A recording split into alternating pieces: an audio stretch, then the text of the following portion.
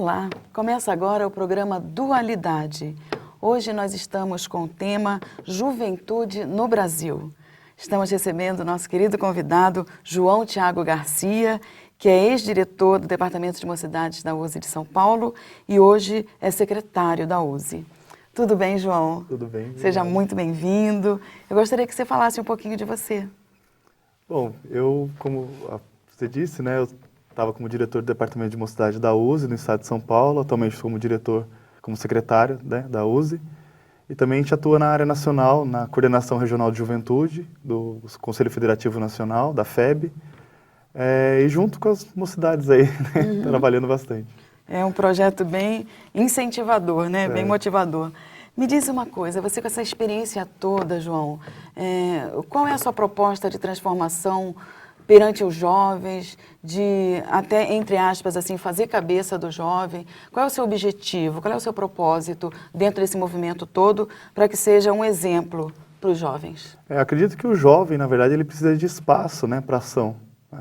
E quando ele tem a sua oportunidade de trabalhar, de mostrar aquilo que ele veio, ele realmente transforma o ambiente, o espaço. Acredito que hoje, assim, uma das nossas maiores lutas, né, pode dizer assim, é garantir o espaço para o jovem dentro do movimento espírita, dentro da casa espírita, de um modo geral, né, para que possa realmente ter essa transformação que a gente tanto espera no movimento, né? Mas está sendo fácil o jovem adentrar uma casa espírita, a um movimento, vamos dizer assim, que faça a diferença?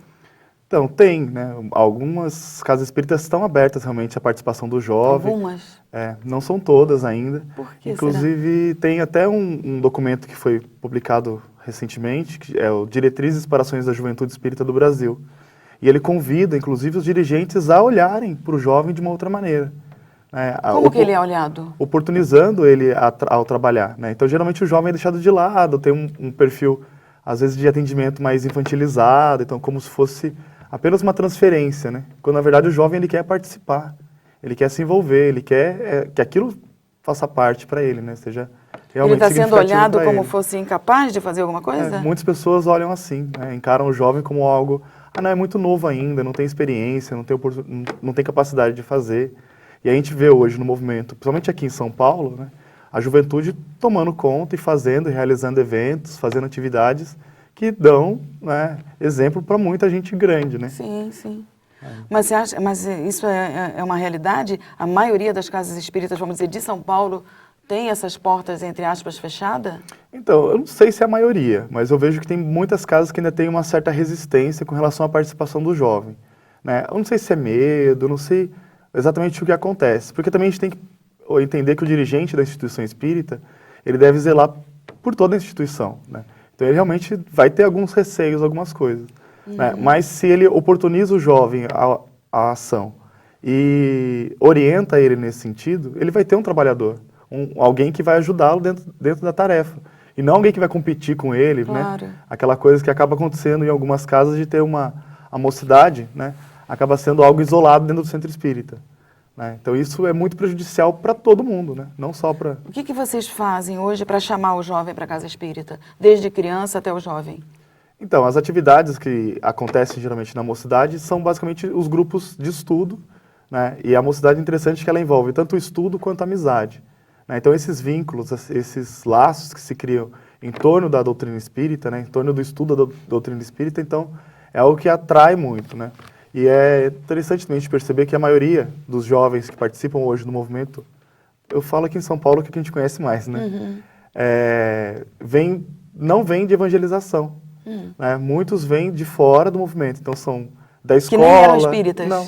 Um amigo que convida, que participa da mocidade, vem da escola, participa, tal, conhece e começa Mas a tem que participar ter do movimento. focos, né, para aprender o jovem, tipo música, teatro, jogos. Sim, isso, tem isso.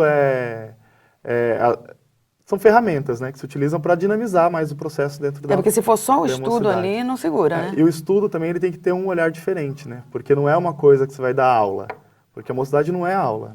Ela como um grupo você não tem aula, você não tem professor, né? Você tem estudo, você tem coordenador, você tem participante, você não tem aluno, né? Então você tem troca de conhecimento, não tem transmissão de conhecimento. E como é que você faz o jovem vivenciar ali, por exemplo, o ensinamento espírita? E as dinâmicas são as mais variadas possíveis. Vocês fazem dinâmica Faz dentro dinâmicas, estudo em grupo, debate, né? Então tem várias formas de se trabalhar dentro de uma mocidade, né? E o interessante é isso, o pessoal é bem criativo nesse sentido. O jovem mesmo, já é eu não sei se você concorda, já é um grupo de espíritos que encarnaram para modificar o mundo.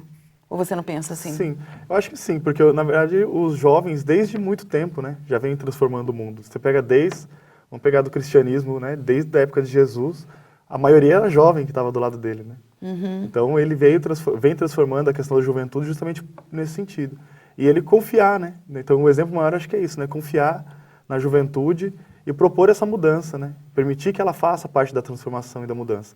E a gente vem desde lá até hoje, pensando na codificação espírita e hoje, né? A gente percebe também que se você oportuniza o jovem ao trabalho, à ação, ele vai dar bons resultados. Você tem que mostrar que você está acreditando nele, porque senão ele se sente inútil, aí vai embora mesmo, né? E ele vai atuar em outras áreas, né? Então é interessante a gente perceber isso. Se a casa espírita se fecha para o jovem, ele vai buscar um partido político, ou um clube, é que nem a família. ou um time de futebol. Né? Dentro de família, você esqueceu, deixa o jovem, ele vai procurar outro tipo de amizade. Outro espaço que ele vai ter a área de vínculo e uma possibilidade de atuação. E está sendo fácil, João, o jovem entrar para a doutrina espírita, acreditar que existe alguma coisa depois do desencarne, acreditar no desencarne e que a vida continua? Eles têm essa visão espírita ou é mais ainda materialista? Não, tem sim. O pessoal é bem... e é interessante que é bem, assim, curioso, né? E questionador, e pergunta, e estuda muito, e vai atrás. Então, as reuniões de estudo que a gente faz dos eventos, ou mesmo nas mocidades, a gente percebe que o pessoal que vai a fundo mesmo, e pesquisa, né? Justamente para ter aquela base para conseguir falar, né? E conseguir expor e ter convicção das suas ideias. Então, acho que hoje a doutrina favorece muito nesse sentido. Né? Mas o jovem, ele pesquisa antes de ir para o encontro? Antes de ir para a aula? Sim, sim. Porque os grupos, né, de estudo, geralmente são os próprios jovens que dão o tema. Ah, vocês não têm um programa então, de aula? Montam um programa temático, né, de núcleos temáticos. E eles trazem? E aí eles vão em cima do tema, vão pesquisando e tal. Tem um coordenador do grupo, né, que prepara a questão, mas geralmente o jovem mesmo que faz essa... Nossa, então ele está muito atuante.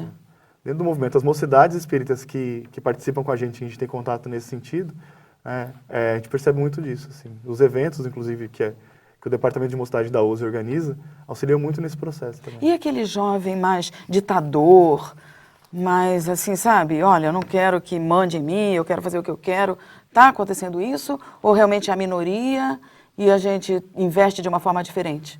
Espera um pouquinho. Nós vamos responder essa pergunta já, o João vai responder para a gente. Vamos para um rápido intervalo, já voltamos, não saia daí.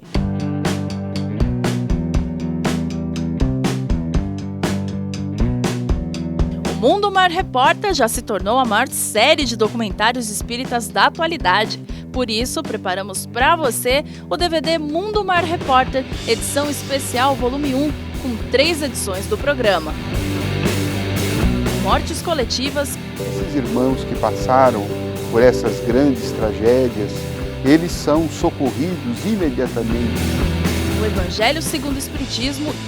Esclarece o ensinamento do Cristo, porque Jesus não pôde falar tudo que queria falar na época. E depressão. É preciso ter uma vida simples, é preciso necessitar de muito pouco. Há uns anos atrás eu li uma frase maravilhosa do Emmanuel, não lembro de qual dos livros dele, em que ele dizia o seguinte: rico é aquele que tem poucas necessidades. O que a doutrina dos espíritos nos falam sobre esses temas? Adquira através do site mundomaior.com.br ou pelo telefone 11 4964 4700.